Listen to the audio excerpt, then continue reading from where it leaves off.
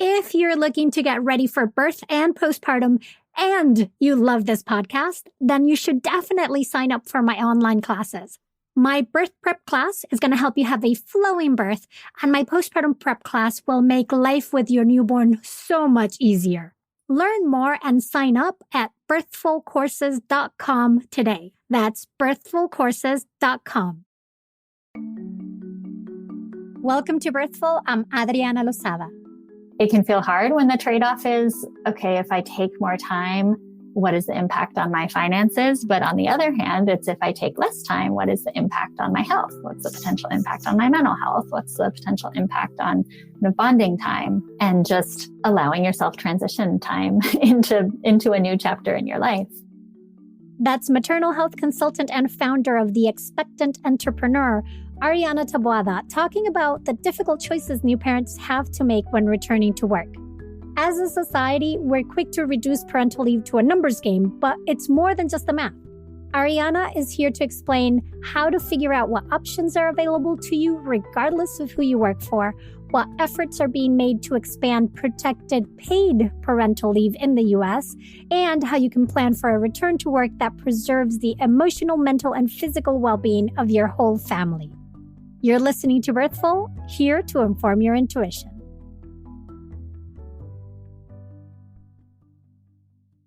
Welcome, Arianna. I am so happy to have you back on the show. And as we start, why don't you tell the listeners a little bit about yourself and how you identify? Sure. And Adriana, as always, it is so much fun to be back in conversation with you. So like you said, my name is Arianna. I'm based in the Bay Area in California. I am a maternal health researcher by training, worked as a health professional for several years before transitioning into private practice and entrepreneurship. And some of the ways that I identify I still strongly identify as kind of working within health systems and being an advocate in the health space. I identify as a mother.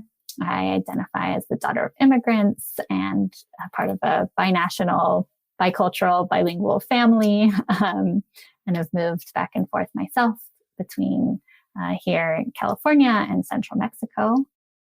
So today, Arianna, I thought we'd try to explain what family leave is all about and how people can plan for it. And when I was doing some research around it, I came across a point that every time I see it, it just blows my mind, which is that the U.S. is the only high-income country that does not have a federal paid leave policy. The only thing that we have in place in this country at a federal level is the FMLA, or the Family and Medical Leave Act, which essentially is just about job protection, right, for up to 12 weeks because that leave is not paid. And even that is only available to a limited amount of the population because companies with, say, under 50 employees don't have to offer it.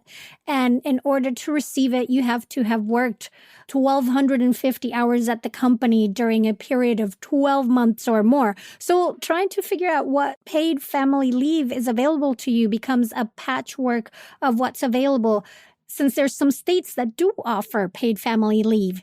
So can you walk us through that part? There are 10 places in the U.S., 9 states and D.C., where there is a state-level paid leave policy. So again, FMLA is just job protection. It does not include any payment. And these paid leave policies at the state level actually provide a cash financial benefit. Those states are Rhode Island, California, New Jersey, New York, DC, Washington, Massachusetts, Connecticut, Oregon, and Colorado. And those last 3, Connecticut, Oregon, and Colorado, have passed their policies, but aren't actually in the implementation phase. So they're going to be rolling out their programs between 2022, so very soon, and 2024. Even within the states that have a paid leave program, there's a lot of variation in what it looks like.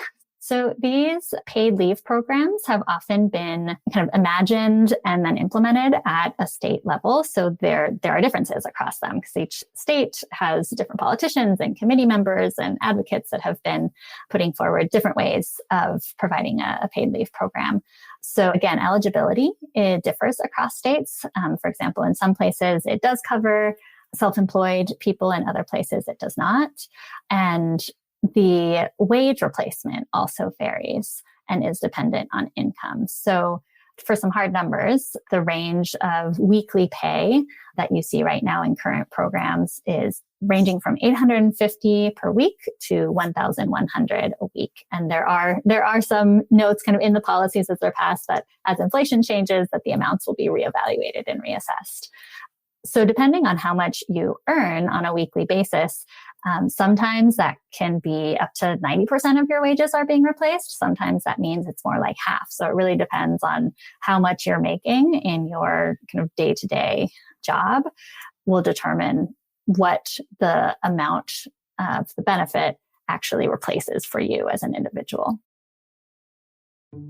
If you've been searching for a jogging stroller, you should take a look at the Race Tech Jogger by Baby Trend, which is available only at Target. I like how many fun features it has both for you and your baby. So for you, the comfy padded handles can be easily rotated to best fit your height and arm width preferences. It also comes with a console with cup holders that securely holds your phone both in portrait and landscape modes, and has an extra large bottom basket with a wide opening for all your stuff. It folds easily, the wheels lock easily, and if you need to take them off, then that's super simple to do as well. Then for your child, the Race Tech Jogger has a swing-away tray with cup holders, a large adjustable canopy with flip-out visor and a peekaboo window, and the seat recline positions are easily adjustable. The Race Tech Jogger is only available at Target, so go take a look at it next time you're there. With the change of the seasons, I find myself switching up our routines also to get us ready for a more structured pace, but trying to keep it fun. If this is the case for you as well as you take care of a little one or two, you might want to try a Panda Crate box from KiwiCo to help you streamline the process of figuring out activities for your baby. I gifted the 3 to 6 month Panda Crate box to the most curious baby boy recently, and he loved grabbing the fabric ball made out of knotted soft cotton and swinging it up and down. He was all smiles. It was so much fun to watch how much fun he was having with it. What I also love about Panda Crate is that it includes activity cards featuring research-backed content to nurture your little ones. Build a foundation for early learning with Panda Crate from KiwiCo. Get 50% off your first month plus free shipping at kiwico.com/birthful. That's half off your first month at kiwico.com/birthful. Well, and as great as it is that there are some things in place for people like FMLA and paid family leave in some states, there's so many little nuances to it that if we look at the amount of people that are not covered, right, that don't qualify for FMLA or paid family leave, which can include small businesses and freelancers and solopreneurs and people hired as contractors, it's an enormous chunk of the population. And I also want to say that there's a lot of people who don't end up taking their FMLA or shorten their paid family leave because you can't afford it. The amount of money that you're losing regardless is something that might not be sustainable for your family to take advantage of that time off. So I guess my question is, how does anyone determine how much time to take off in your experience? Yeah. So paid family leave is something that, and even unpaid family leave is something that is truly not accessible in a place where we don't have any federal policy that makes it accessible. And so some of the latest stats that come out of PLUS, which is an organization dedicated to advocating and passing paid leave policy in this country, is that we have over 100 million people who don't have access to even a single day of paid leave.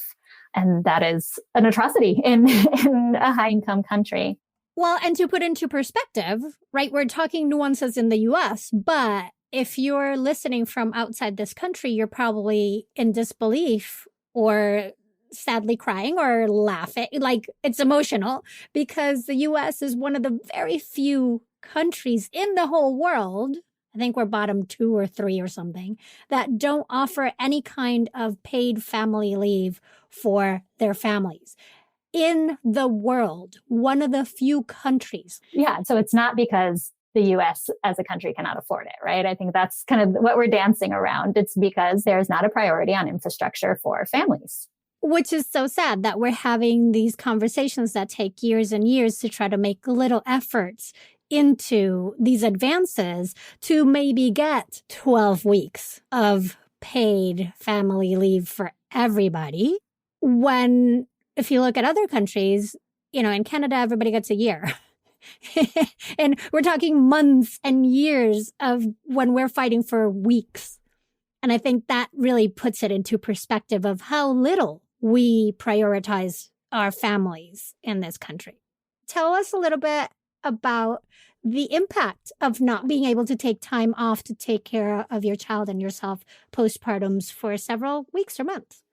I mean, right now, 1 out of 4 birthing people go back to work before 10 days are over, before 10 days postpartum. So you can imagine if you've given birth, you can imagine what kind of shape your body is in, your mental state. And that is what we know from research is how important paid leave policies are for health outcomes, not just for a birthing person, but from a 2-generation perspective, for a child's health, for a family's well-being. And so it becomes really hard when it feels like the trade-off, it's, all the pressure is put on an individual to figure out how to make it work, first of all. And then it's almost like you have the competing priorities of, do I prioritize my both immediate health and my long-term health, or do I prioritize economic stability for my family? And that's really the choice we're forcing people to make without paid leave in place. And women, low-income workers, gig workers, communities of color are hit the hardest when we have to make choices like that. So, given the reality that we have right now and what people have to deal with, how can they figure out how much time they can take off?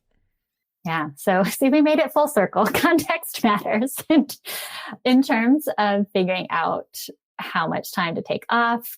I think about it kind of in 2 different ways. So I'll start with, for those who are employees and have full-time employment, some of the most important things to review are your FMLA eligibility. So again, those criteria about if you've been with the company for 12 months, if it's a company that qualifies and meets the FMLA 50-person requirement. And also based on what state you're in, you can review what resources are available to you at the state level. Looking at FMLA, your state resources, and then your company resources. So a lot of companies have also really had to step in where government has not and say, okay, we're going to figure out a way how to care for our workers, retain our workers. Policies are vary across companies, but there are a lot of companies that are trying to kind of take on that challenge and fill in the gap. And so figuring out what is accessible to you through your company is a great first step. HR is kind of the typical place you can go to. If you have a working parents group at your organization, that is also a great place to go for peer kind of lived experience information and intel, if you will, on what people have done. And once you feel like you have information, going to your manager and kind of starting the conversation from a really informed place is one way that I've seen give people kind of the upper hand, if you will, on figuring out how to not just like take whatever happens to be available, but to understand what are the resources that you can access and then propose a plan based on what you have access to and of course what your personal financial and personal needs are. So the other group that I spend a lot of time thinking about is people who are not full-time employees, who are business owners, freelancers, gig workers. And so there, the amount of time is informed kind of by a variety of factors. A lot of times it comes down to the financial resources that you can kind of cobble together. So looking at your business model, cash flow in the business, thinking about ways to experiment with or reshape how you are offering services, or what, if you have a team, how your team is functioning and what role you're specifically in, and really thinking carefully about how you can take time to step away from kind of the hands-on day-to-day role that most business owners tend to have. And I love that you mentioned going into it from an informed perspective for employees, right? Because it's so easy to get lost in the fray of it and think this is really, it's so easy to be overwhelmed by trying to plan for taking your leave. So I think just taking it baby steps of, okay, I am going to early in my pregnancy, or really whenever you start, but the earlier the better, of just starting to gather that information so that you then are able to make the choices that are right for you and not be just like, oh, I just want this done, overwhelmed, just give me whatever. Yeah, I mean, for anyone, it kind of is like a little side project that you have to take on. There's kind of a research phase, and then there's okay, I'm going to go into planning mode phase, and then there's an implementation phase. Totally. Absolutely. So piggybacking on all that, what do people need to consider when figuring out how to fund their parental leave, whatever that might look like? Yeah. So again, we are unfortunately starting with the reality that most people are likely going to self-fund their leave in some way. Sometimes it'll literally be coming out of their pocket. Sometimes it'll be coming out of a state program fund. Sometimes it'll be coming out of a company budget. Knowing that there's likely some amount of money you will have to figure out how to cover. One of the places that I most like to start is actually having people look at their personal or household's budget to really think about what kind of cushion do I have there? Do I have savings? Would I, if I needed to put things on a credit card for a while, would I be willing to do that? Are there places in my budget where I can actually make some changes and cut some expenses now in order to give myself a little more flex down the road? So that's a good place to start. And that can feel kind of scary. I mean, there's a lot of new things coming at you in pregnancy and heading into birth. And so adding this layer of like financial planning can feel pretty unnerving. I want to name it, right? Acknowledge that. Oh my gosh, so unnerving. And it is one of those things that's core front of adulting, right? Of really, this is taking on a really big adulting role, which you are as a parent. Now you're going to be taking care of your kids. So there's so much responsibility to it, not just for it to work out for you, but the time that you spend together is invaluable. And I always try to tell people, really take a good hard look at how much you can afford, but do try to take off as much as possible. You were saying around 6 months. I've seen around 10 months to be kind of like the ideal amount of time, regardless of money, that people feel is appropriate for their family. So trying to get to 6 months feels so big. However, then, how close to 3 months can you get? And if you're only looking at 10 days, can you get 2 weeks or 3 weeks? Like, it's really important to see if you can extend this as much as possible, I guess is the point I want to make. Would you agree? Yeah. I mean, we've been talking about like, how do you fund it? And I think part of like, that's just one part of the equation. I think in that it can feel hard when the trade-off is, okay, if I take more time, what is the impact on my finances? But on the other hand, it's if I take less time, what is the impact on my health? What's the potential impact on my mental health? What's the potential impact on bonding time? And just allowing yourself transition time into a new chapter in your life.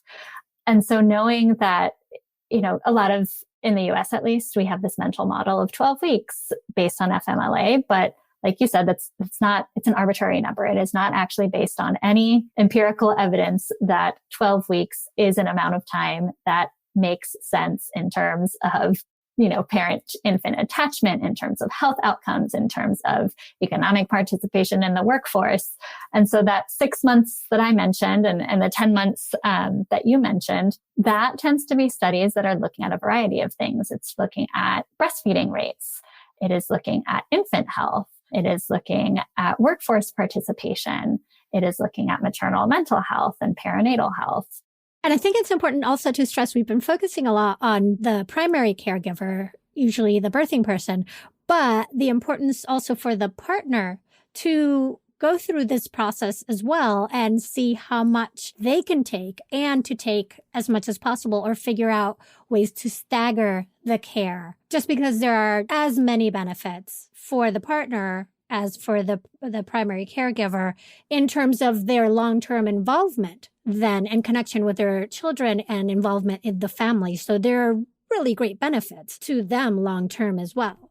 I think some of what is so exciting about the paid leave policy proposals and also the way companies are redesigning their leave programs and policies is to lose that distinction between quote unquote primary and secondary, and to have gender neutral parental leave policies and recognize that investing resources into all parents being able to have that time is so crucial. And it actually pays dividends on the health front, on the kind of economic security and safety front, on the workforce participation front. So you understand that there's different nuances to what's available to you. You figured out what your choices are. You spoke with your supervisors or had a hard talk with, yourself, if you're self-employed, and you've taken your leave. Now, what do you need to think about, or how do you plan for returning to work? So this is one of the topics I love because I just feel like it is impossible to imagine that one day we are 100% on like leave or parent only mode, and the next day we are 100% on work mode. Like we need a little bit more transition time as humans and to adapt to our reality. And so there are 5 things that I often kind of bring up or try and center in the conversation around returning to work. The first is just the transition time to really embrace that spirit of experimentation, curiosity as you transition, because there will be changes in everything from how you feel and your identity to just the logistics of things and how you show up at work. The second thing is addressing health needs. So another area we fall short, postpartum care in this country. So actually the World Health Organization standards are 4 postpartum visits to cover a variety of things, including physiological recovery, mental health, emotional health, lactation support. So 4, and people usually get 1 at 6 weeks, which seems so long. Right. Yeah. So that 1 visit even falls woefully short of what we know, what we have evidence for being a driver of positive health in the long term. And so before going back to work, where there will be real demands multiplying on your time, making sure that you assess what your health needs are and try and get any issues that are coming up or that are ongoing addressed, or at least starting to address them before you head back. Another aspect to think about is childcare logistics. I mean, that falls right in with kind of the transition. But I have found it incredibly helpful to have folks actually start transitioning into childcare before their first day back at work. It gives your child time to get used to a new arrangement, and it gives yourself time to actually provides this little buffer where you have some time where you are not in parent mode, and you're not yet in work mode. And so just allows yourself some time and space to think about the upcoming transition. Support is another thing, both social support at a kind of community, friends, chosen family level, and also work support. So again, as we had talked about earlier, are there working parent groups that could support you? Are there, if there isn't a formal working parents group, is there other parents at the place where you work where you could informally turn to them? And supportive managers are also one of the things that can really help shape the trajectory of someone's return to work. And I think the last thing that I would mention in terms of an important aspect of returning to work is to know what your boundaries are and practice communicating them. So that can be boundaries around simple things like your start and end time. If you have childcare drop off or pickup, there's our hard stops and times where you are simply not available to be in, where pre-baby you may have been, or you may have had more flexibility. So I think literally building it into your return can sometimes look like on-ramping based on that element of transition time. So having your first day back be a Wednesday instead of a Monday, so you only have half a week. Having your first 2 weeks back be part-time or kind of fewer hours than you normally would. And a lot of those things are things that people don't know that they can ask for or propose, but things that most places, whether you, of course, if you work for yourself, it's like things you can build and say yes to. And if you are proposing it to your company, a lot of times coming in with a plan is the thing that will get someone to say, oh, I can see you've given a lot of thought to this. Sure, we can have you ramp on in this particular way. Another piece of the logistics is literally blocking off your calendar in very clear ways, like having do not disturb DND times if you're pumping, having your very clear, like out of office at X hour, or out of office before X hour in the morning if you're playing the childcare game of drop off and pick up. And I love that because it'll actually help you too to really create those boundaries. And also to remember when your partner goes back to work, that is also a time of huge transition, not just for them, but for you in terms of however you've created your family dynamics up to then, of your rhythms with your newborn. And then that's a drastic change. So to plan for that transition, bringing in extra support as you need.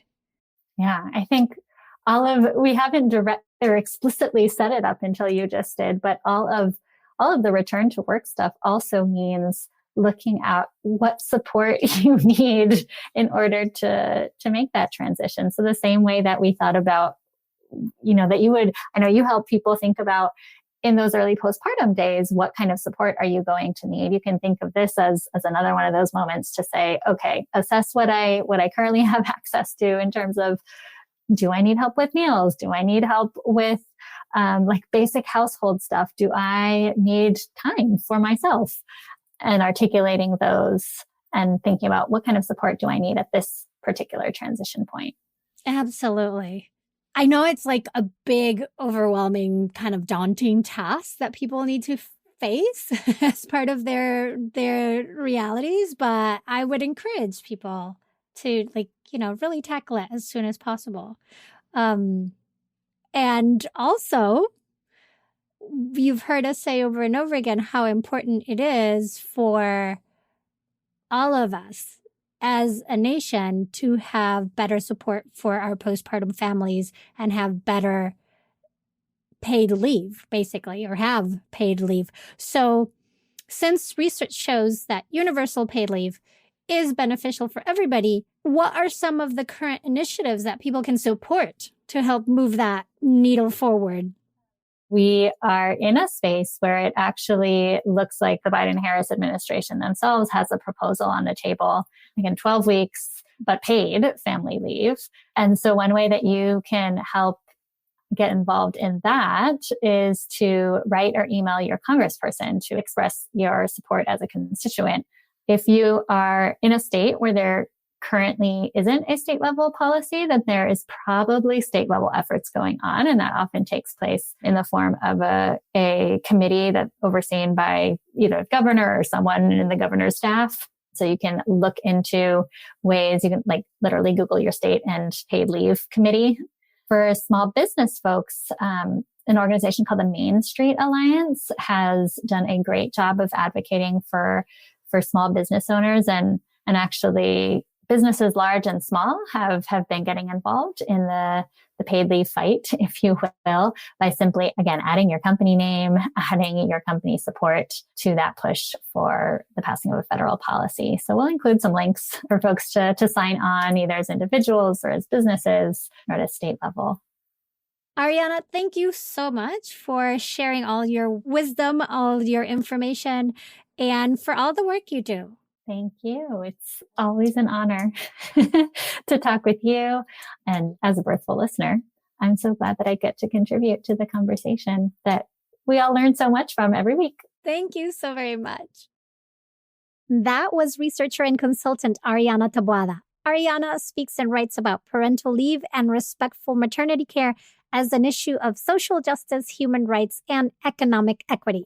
Her first solo book, The Expecting Entrepreneur, A Guide to Planning Parental Leave for Service-Based Business Owners, is set to arrive in October 2021.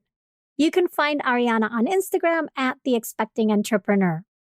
I hope that your main takeaway from our conversation is that it is imperative for you to push for what you deserve for your emotional, mental, and physical stability when planning for parental leave and a return to work, and that includes at a federal legal level. So the one thing you can do for you is start planning for that parental leave that's going to make the most sense for you and your family. Set aside that time, break it down into small chunks, and just start with the first task. To help you with that, you can find a state-by-state overview of paid family and medical leave laws on the website abetterbalance.org, which is the link that Arianna referred to earlier in the episode. And if you're an entrepreneur, freelancer, or small business owner and need help, then Arianna's book, The Expecting Entrepreneur, is a great resource. The one thing you can do for the rest of us is help create that legacy of lasting positive change when it comes to parental leave. Be the trailblazer who helps design affirming policies in your place of work that are going to benefit other families as well. If your workplace has a human resources branch, sit down with them and show the research about how parental leave improves employee retention, which leads to saving money overall. But beyond that, you can join the current major national campaigns to encourage the U.S. government and major companies to provide comprehensive paid family leave at paidleave.us. Families deserve it. You deserve it. You can connect with Birthful on Instagram at Birthful Podcast. And to learn more about Birthful and my birth and postpartum preparation classes, go to birthful.com. Birthful was created by me, Adriana Lozada, and is a production of LW&C Studios. The show's senior producer is Paulina Velasco. Jen Chen is executive editor. Cedric Wilson is our lead producer. Kojin Tashiro is our associate sound designer and mixed this episode. Thank you for listening to and sharing Birthful. Be sure to subscribe on Apple Podcasts, Good Pods, Amazon Music, Spotify, and everywhere you listen. And come back for more ways to inform your intuition.